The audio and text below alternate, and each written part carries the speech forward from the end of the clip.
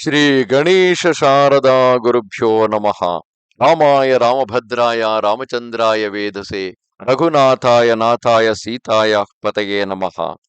Welcome to all for this session on Ramayana to chapter 112 of Yuddha Kanda.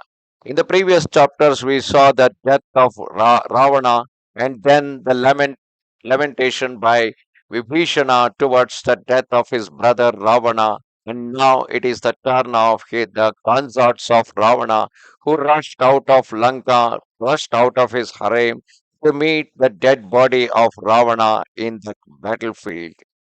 Hearing that Ravana had fallen under the blows of the highly powerful Raghava, the female titans, like unto cows which have lost their calves, were overcome with grief, their hair dishevelled, rushed out of the inner apartments, and though restrained, rolled in the dust again and again.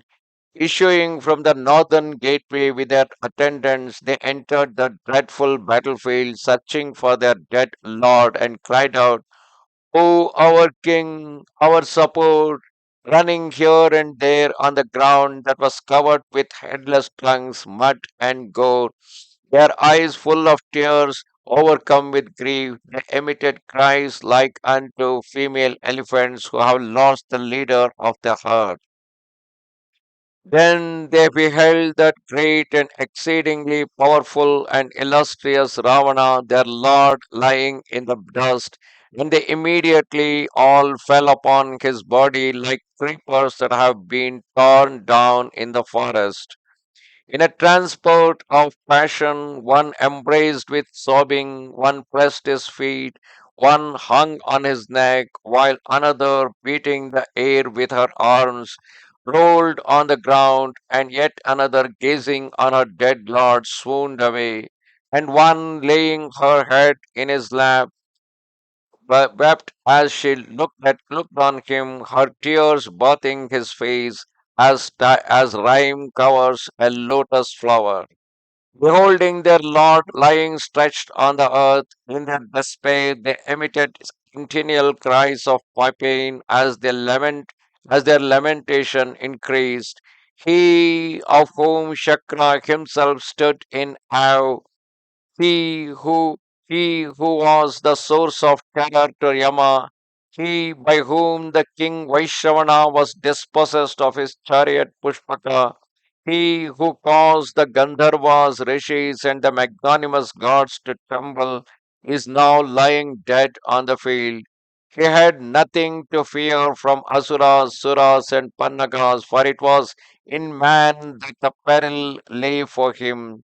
He who could not be slain by Devatas, Danavas, or Rakshasas is lying here on the earth, struck down by a mere mortal fighting on food.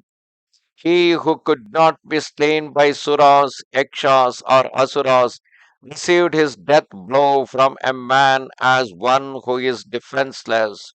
Thus did the wretched consorts of Ravana speak amid their sobs and, overwhelmed with grief, continued to lament without ceasing, saying, not heeding the advice of your friend, whoever offered you prudent counsel to avert destruction, you did bear Sita away, and thus the Titans have fallen, and we shall perish this day on account of your fault.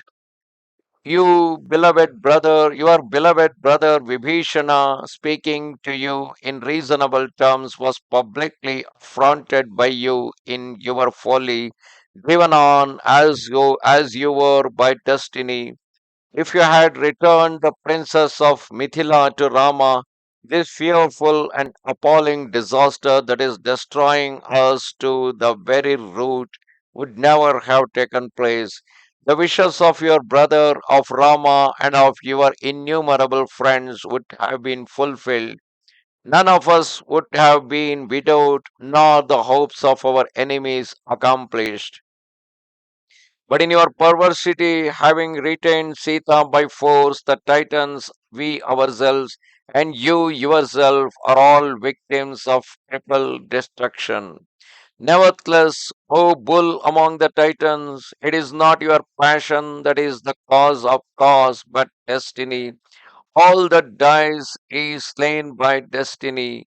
This destruction of the monkeys and the titans in combat and your own, O long armed warrior, is the work of destiny. Neither the considerations of wealth, desire, valor, nor dominion can avert the cause of destiny. Thus the wretched consorts of the king of the Titans lamented like ospreys, overwhelmed by grief, their eyes full of tears. Thus come to the end chapter 112 of Yuddha Kanda in Ramayana. Namaste Sharada Devi, Kashmira Puravasini, Twamaham Prarthaye Nityam, Vidya Danancha Dehime. Bye.